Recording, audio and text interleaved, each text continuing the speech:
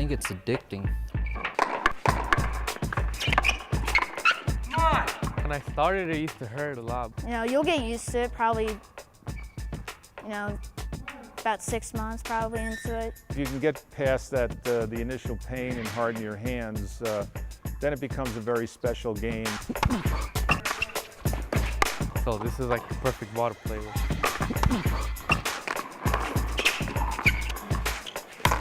The sport that we're looking at today is 3-wall handball with a front wall, 2 side walls, and an open back.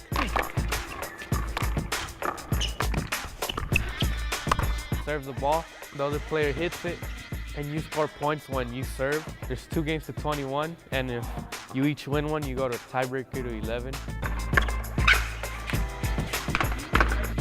I like it because it's like one-on-one. So if you make a mistake, it's your fault. It's all you. You can play till you basically can't walk.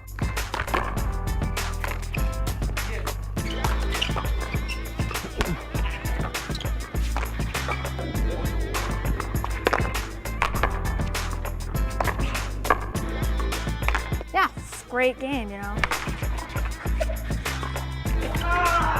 The sport will die unless you bring new blood into it.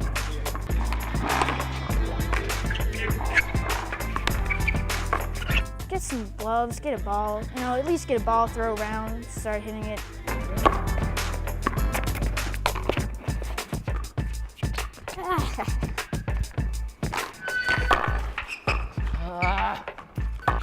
That's the end of it.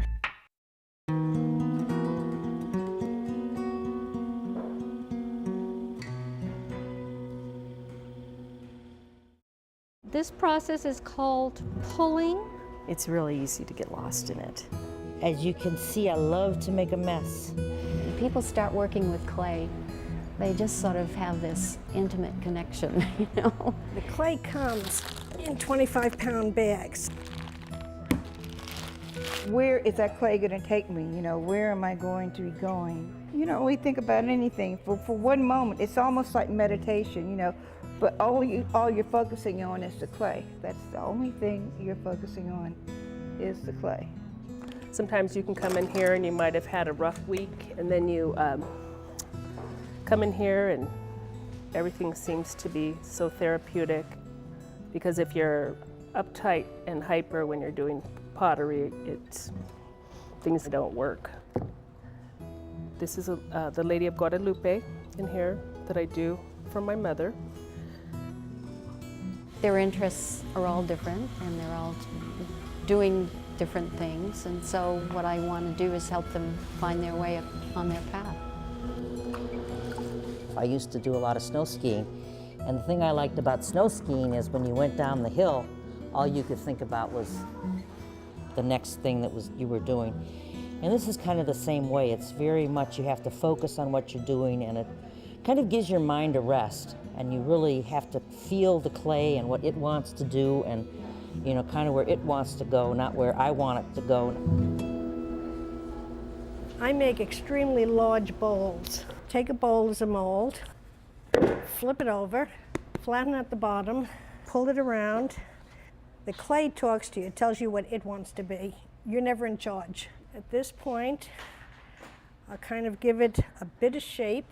Okay, now, basically, I've let the clay do what it wants to do. I've given it a little shape, not a heck of a lot. This will dry for a week, and then I'll clean the edges up and fire it. After that, I'll glaze it, and it's finished. And that's how easy I make a big bowl. They're more coffee table type bowls than they are anything else. Could you put potato salad in there? Yeah, you could. You know, would you? Probably not.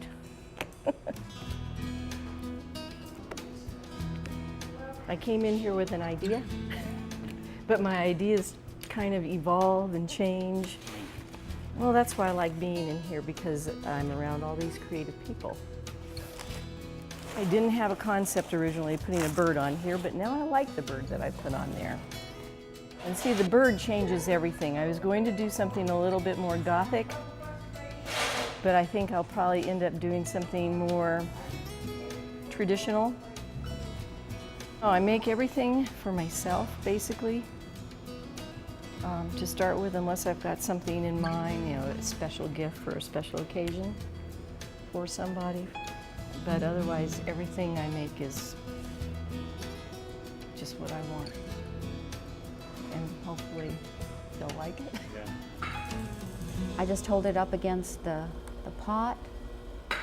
So you have to be very, very, very delicate but strong at the same time. I always tell my students that I think clay is the best teacher.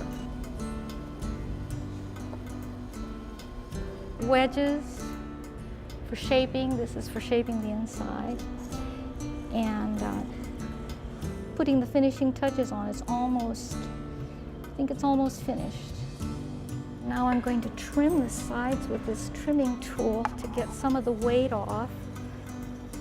I know the process of centering the clay is called centering for a number of reasons, because I think it helps center the person too.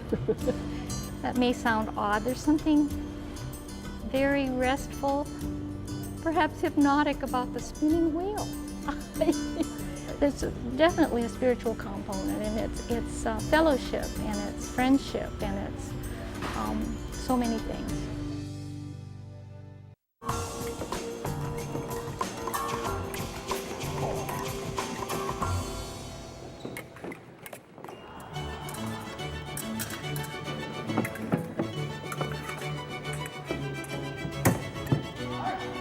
Today is the Tucson Grand Prix, and it's one of the first tournaments we've had in Tucson in a couple years.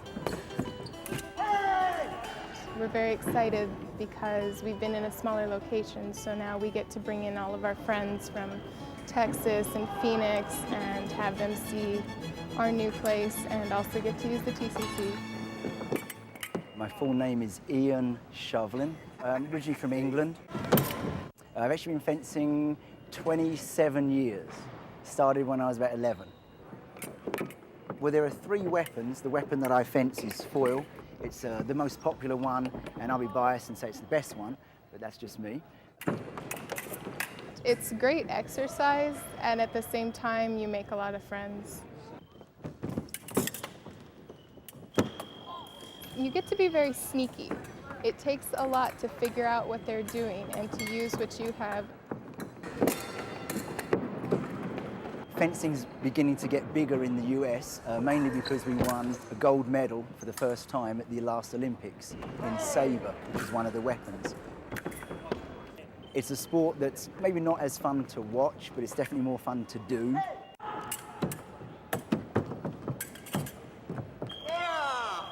And I thought, oh, well, that sounds like a very dull, boring sport. And then it is just incredibly exciting to watch. Oh! You're a credit to the weapon. And it's just something different. A lot of people get into it because they maybe have done team sports. Football, basketball, soccer. I did ice skating when I was little. Baseball. But they want to do something individual. It's an individual sport, so it's like what you do is what you get. No one else blames you. Your hard work that you put in is what you can get out. It's not so flashy or big as you see in movies. They describe it as physical chess, the idea that you're thinking strategy, but at the same time working extremely hard.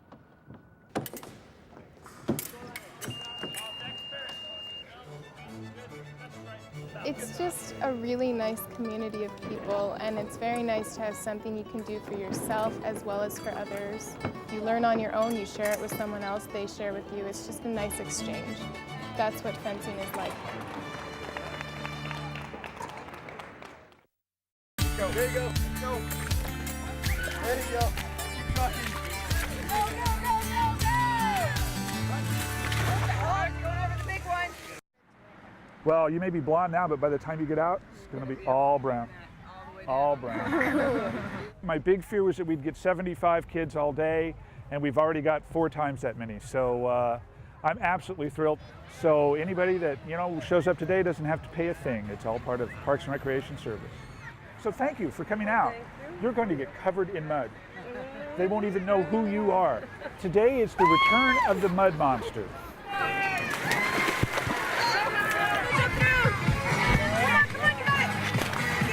It's a gigantic mud puddle party we're having for the people of Tucson. Go! I want to see you muddy by the end of the day.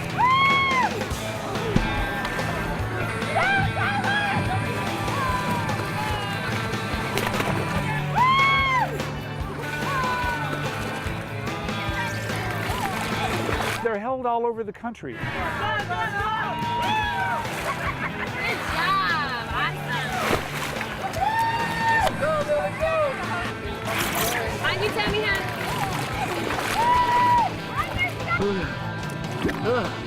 We were looking for new ways to reach out to the community and have whole community events that involved everybody in Parks and Rec and other departments. So we decided the mud puddle would be just a great way to do that. Come on, stay up on your feet. You can't let them win. Girls are better, aren't they? Come on, Angel! Come on, girls, roll! Get going! Yeah! No, I didn't do any training. You can do it! Jump! Yeah! Woo! Good job! Keep going! Yeah, yeah, yeah, yeah, yeah! I do like to play in the mud at home. Guys, let's go!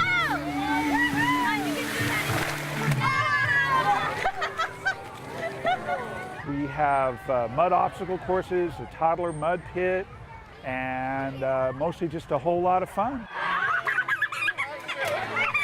We have all 4 branches of the military coming out to do grudge races.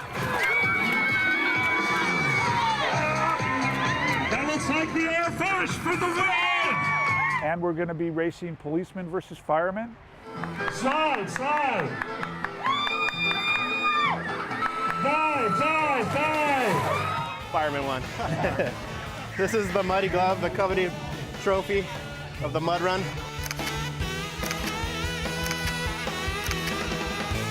I had to go through this big, huge mud pit. Then I would have to jump through these rings into another mud pit. I would have to go through these tubes in a mud pit. On your stomach! On your stomach! And then I have to go under those leaves. All right, last one. There you go. And then I'm finished. We are mud monsters. You guys! Oh my gosh. I know. It's awesome. That was really fun, Mom.